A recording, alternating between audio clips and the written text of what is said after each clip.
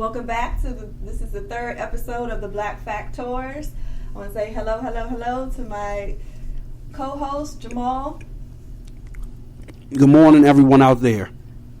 Hype Esquire. What up? All right, guys, want to get right into it today. What's happening this week? Jamal? Donald Trump being Donald Trump as usual. Donald Trump being Donald Trump as usual. Hype? A lot of things happening this week. Katt Williams. Katt Williams happening this week. He happening a lot this week. What about our main man, Phife Dawg, Tribe Called Quest? Very unfortunate. Rest in peace. 45 years old. 45 years young. I think that what was the issue? Was complications from his diabetes? That's correct. Did they announce what it was? Is that what they said? That's what the family. Yeah. Okay. He had been suffering for years, actually. Okay. I think they said that he was. He had diabetes 1, which is probably something that he had from birth. But this year, the World Health Organization, for World Health Day, they're going to talk about diabetes, and they're going to focus on diabetes 2, which is the one that we can control. And it seems to me that a lot of people know it. A lot of people have family members with diabetes. We all know the issues, and yet it's still spiraling out of control. What is it going to take for people to change their eating habits, their exercise? What is it? What's holding us back? But I'm not so sure it's as simple as changing our eating habits. Okay. John Oliver, who I love and respect, came from the Daily Show with Jon Stewart. He now has his own show on HBO. One episode he dedicated to the sugar industry, and it was not nice at all. But he talked about how sugar is killing us and we don't know, and it's hard for us to fight the battle with weight / diabetes because sugar is in everything. Okay. It's in salad dressings. It's in. I'm become a big fan of Starbucks recently. I decided to look up what I'm actually drinking. Oh my 45 gosh. grams of sugar. None of us should be drinking that much sugar in one sitting. I think 45 grams is over the recommended amount of sugar per day. So if you're having that in one sitting, that's an issue. I used to be a big fan of the Arizona green teas. I had to stop drinking those after I saw how much sugar was high fructose corn syrup at that was in there. But we cannot get away from, if you like instant Quaker oatmeal, sugar and that, we cannot get away from sugar. And unfortunately, it's probably going to lead to slow deaths of many Americans. So now I'm going to just say, before I even heard that just now, when you were saying what is it going to take, for me, I was thinking most people, they have to have it in their family or they have to see it firsthand for you to try to attempt to stop.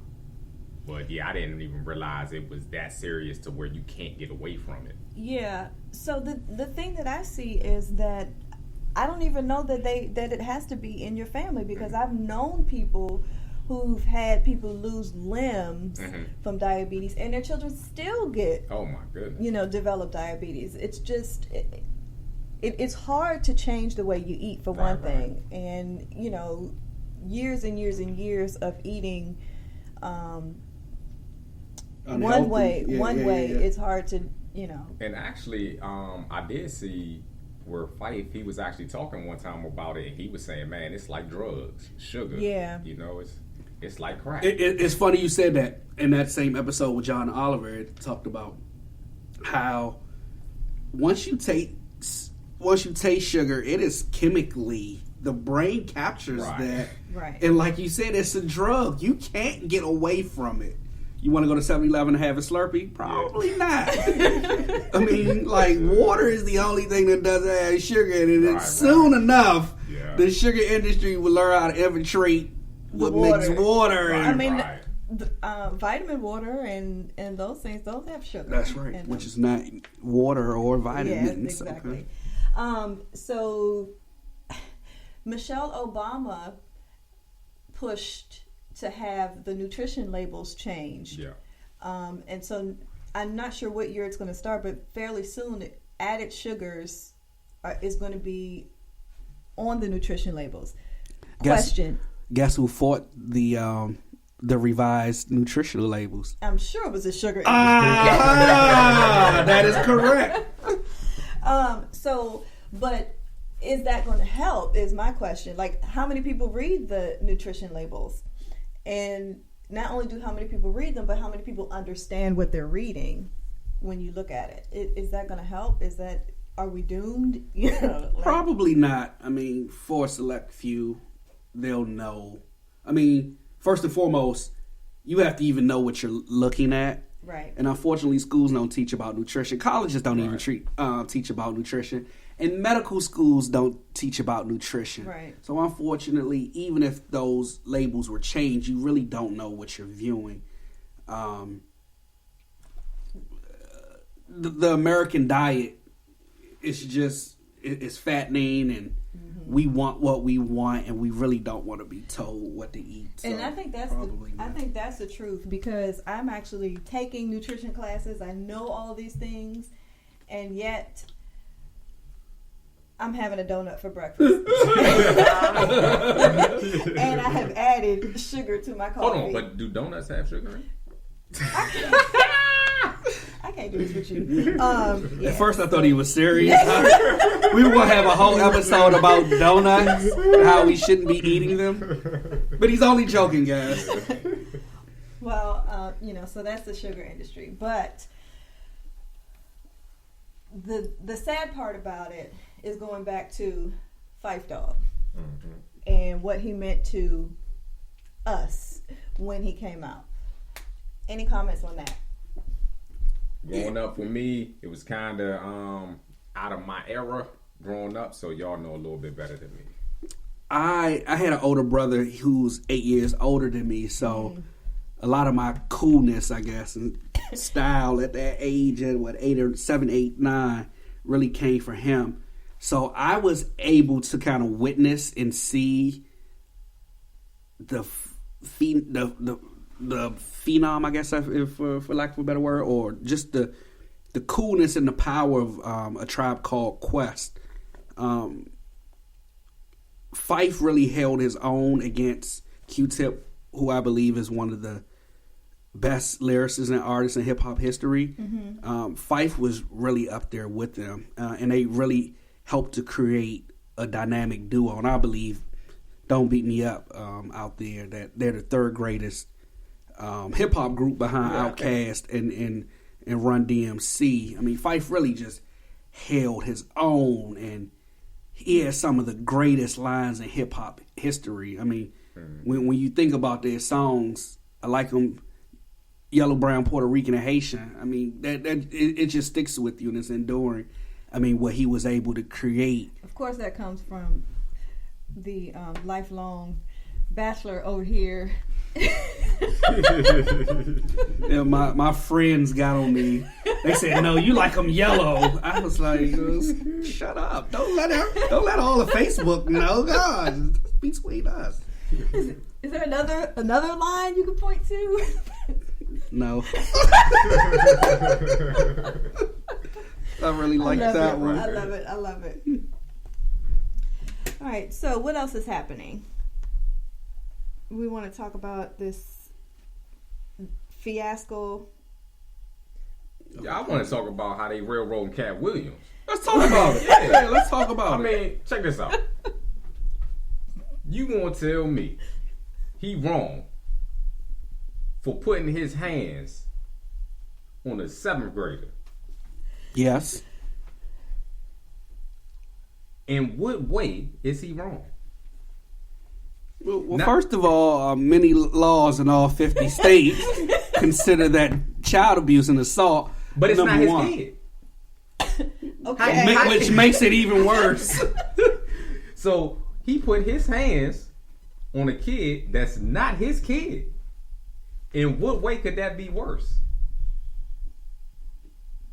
I think that's when you go to the parents and say, I don't really want to put my hand on your kids when I'm close to it, but can you do something before I do it? On a serious note, let me ask you this. Is there any reason for a grown man to put their hands on a child? Any reason whatsoever? I think it's a reason to put your hands on any and everybody, but as an adult, I don't know if you need to be. Can he be justified in putting his hands on, or not putting his hand, but sucker punching? A lot of people believe so. The feedback that I've heard on social media was like, good for the kid. I mean, good for Katt. Kids need to be put in their place. And I'm like, but I mean, it is what it is. Now, so this is the thing. The initial video. Did they know he was in 7th grade at the time? So well, now this is one thing. The initial video in the headline was 7th grader. Okay. And then with 7th grader, you started seeing 12-year-old. You try to do the math for the age. Does it line up with the grade? And then it came out 14-year-old. Why is he 14 in the 7th grade? I don't think anyone then, knows. Yeah, but then it came out, he's 17 years old. You know, so the age kept changing. Because I was like, yeah, this kid just stayed back a couple of times. But I actually looked at all the video. You know, I was surfing social media and saw different people and coming to Katt's defense. Nah, this is what it was. He was playing soccer. And so I looked at a video, and it was 9 minutes long. And it was Katt Williams playing soccer with the kids. But the problem that I have with it is, yeah, he's playing soccer with the kids, but it goes back to he's bullying the kids as he's playing with them. Katt was? You thought so? I thought he was the whole time. You ain't gonna do this, boy. Yeah, just talking. Now, it's one thing to do that when you're, you know, kids and you're playing amongst yourself, but you know that's how a lot of these fights get started in the first place. When you pull up all these fights on World Star, it always starts from something little like that. So when you got a grown man that's doing it, you would think it'd be a little different when the emotions escalate. The grown man would be like, all right, son, it's just a game. Think about, but that never happened. He took it until we can go around back.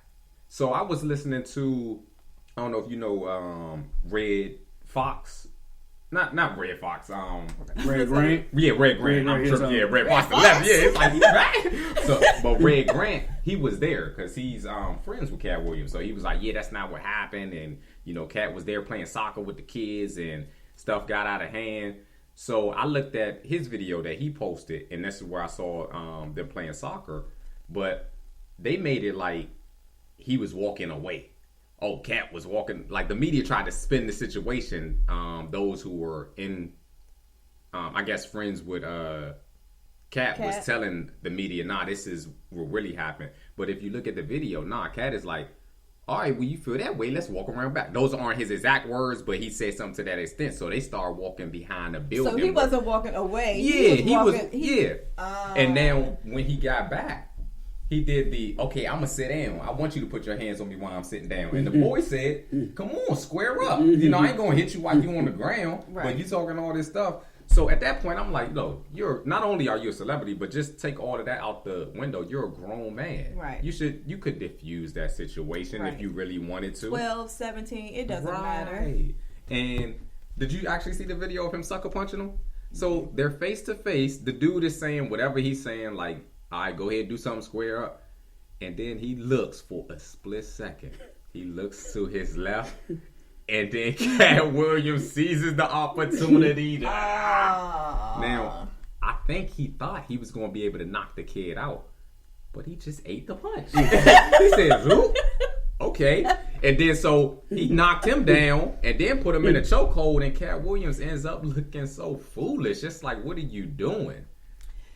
I just didn't. It's crazy. Yeah. Look like love I look at it like this. Is it only us? What other comedian would do that? Yeah. You know, like, is it, why does, I don't Well, I think that goes back to them saying it's Katt either on drugs or does he have undiagnosed mental illness, and looking at it, you want to say maybe something's going on. Like you said, he's in his 40s and he's tussling because that's what it was. It was WWE with a minor. With a minor. Yeah. And then you heard what he said after that while he was on the ground. I can't believe y'all community let a broke little boy do that to me. Like, I like your Katt Williams too. Y'all let that broke little Negro do that to me. I'm like, come on now. That whole situation is. But I say that to say we got to do better because I can't imagine Definitely. any white comedian pulling up in the community and I don't know. Well, or I'm just overlooking. Well, because I hate to throw the race on it, but it seems like it's just. Could you have imagined a white politician posting on Twitter comparative photos of his wife and his opponent's wife?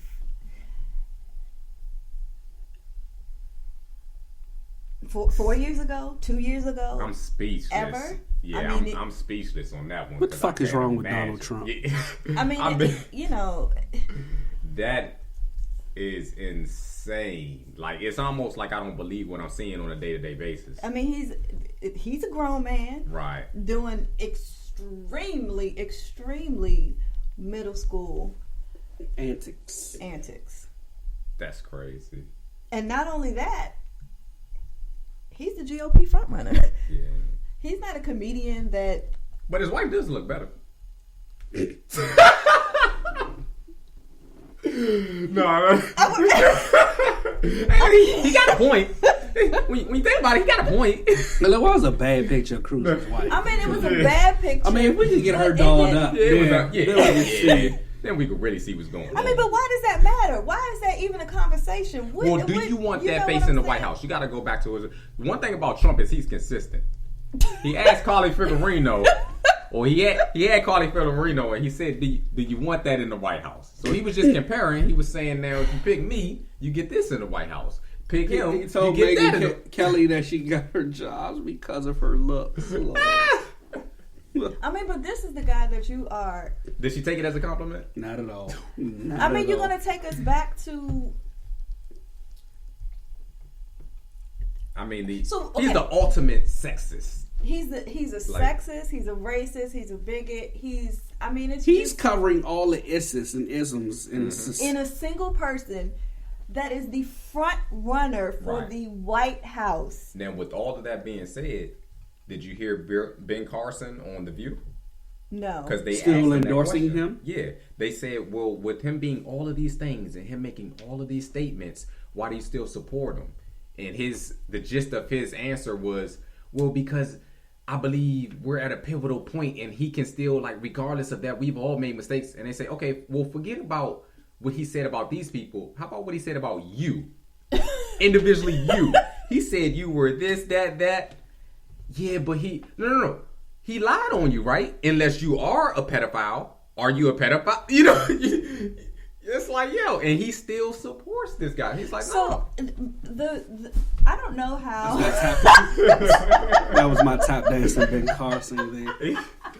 I wasn't ready for that. I'm sorry. But I don't know how behind the scenes works in politics and in these well, I'm sure they offer parties. him some type of position if he wins. Yeah. He has to. Because I can't imagine that Chris Christie and I can't imagine that they really feel this way about this guy. Right. You know what I mean? Like, I can't. They could, but I can't imagine that they really feel that this is the guy. You know, this is the one. This is the savior. But what's really disappointing to me is that his whole platform is "Make America Great Again." But in order to make America great again, great for who? Who are you making it great for? Mm-hmm. You know, for the women? You're going to go back to what? The 1920s when we didn't have a say? You know, when we were barefoot and pregnant? And that's it? You know what I mean? Like, what? back to the 1920s when everything was segregated, what greatness is he referring to? That's what I want to know. And we will never get the answer because the greatness that's stuck in the back of white people's minds. That had a shucking and jiving and cleaning their houses. But now the GOP is pushing back. I mean, I'm glad to see that they're finally pushing back. But why did it get to this point? Well, the GOP created this monster, and the monster grew too big, and now you don't know how to contain the monster. So the monster literally has to get so big that it just eats itself, and it just dies and kills over on its own. And unfortunately, we have to wait until November to see that happen. You don't think it's going to happen at the convention, the GOP convention? Well, yeah, they're saying that, you know, I can't imagine that he's going to get the delegates that he needs at the convention. He's going to. If he doesn't, it makes the GOP into the U.S. political process. It turns it into a joke. It's already a joke. Well, it is. It's a joke. He's on at a debate talking about the size of his member. Yeah, but that's a joke. The GOP didn't know it was coming. They just thought he was just fringe candidate that may pick up some votes, and it's turned into something larger. And if Trump has galvanized a part of America that we all know about, right? Yeah, but everyone else is surprised. So if you deny him as the representative of the party, you have something else coming. You have something totally different that you're going to have to worry about. What do you mean? Will these people, one, riot? Two, will they leave the GOP to create another political party? It's so many ramifications that can come out because of that. It's going to be interesting. So if they do leave the GOP to create another political party, rah-rah for us? Rah-rah for us, yeah. Because I can't... I don't know. Even if he... So my question is, like, if he leaves the GOP and they create another political party, will then the real, Republican Party, or like the more moderate Republican Party, come back together? Well, so. Or will they still support this lunatic? Well, do you split the GOP between the moderate Republicans and the ultra-conservative Republicans? But what happens to middle-of-the-road liberals? Do they align themselves with moderate Republicans? It's so much that could possibly come from that. But I think that even if they line themselves with moderate Republicans, it's better than lining themselves with this. But it comes to a money thing. How much money do they have to affect future elections? Right. How many of us from this new political party can we get into Congress? Yeah. If they have power in states to create laws and to affect change, that's what we're talking about. Yeah. I mean, they can branch off, but are those ultra-conservative, the Koch brothers, can't think of their name, where they just have billions and billions of dollars to spend to push their agenda? And that goes back to, the money owning it and not the people, which is a whole different story. Yeah. Do you think that the pushback reflects an actual change in the attitudes of the GOP, or is it just no? I'm scared. This is out of control, or like, do they? Where are people's minds actually? I think it's based on whoever they support outside of Trump. If you supported Romney hard, and then you hear Trump talking about Romney, and then it's like, okay, then I'm gonna stand with Romney. If Romney says he's voting for Ted Cruz, then I'm with him. So I'm part of the pushback. Okay, I think it's like that. Those people that are still with Trump, to me, it baffles me. Like, what is it going to take for you to not be with Trump anymore. Yeah. I don't understand. You mean in that. the establishment or just the people? In the establishment? Yeah. Like, Right. I don't understand. Right. I agree. But I think Trump, I hate to say this, Trump is needed in a way for that certain subset of people in the U.S. Trump is like when funk ended. Funk was for for niggas in a way, like hardcore. I need that hardcore music. Where do we go after funk? We got hardcore rap, and it's some people out there that need hardcore rap because this is where I come from, and that's what Trump is 1990 gangster rap, but look, Ice Cube, but look, America's Most Wanted. That's what Trump is. But look, I'm gonna play devil's advocate. I believe he's not that at all, because if he was consistent, then I would say that's who he is. But he's not consistent. Like, he'll say anything. Yeah, he'll wake up one day and say the That's grass true. is green, and then he'll wake up the next day and say it was brown. I never said it was green.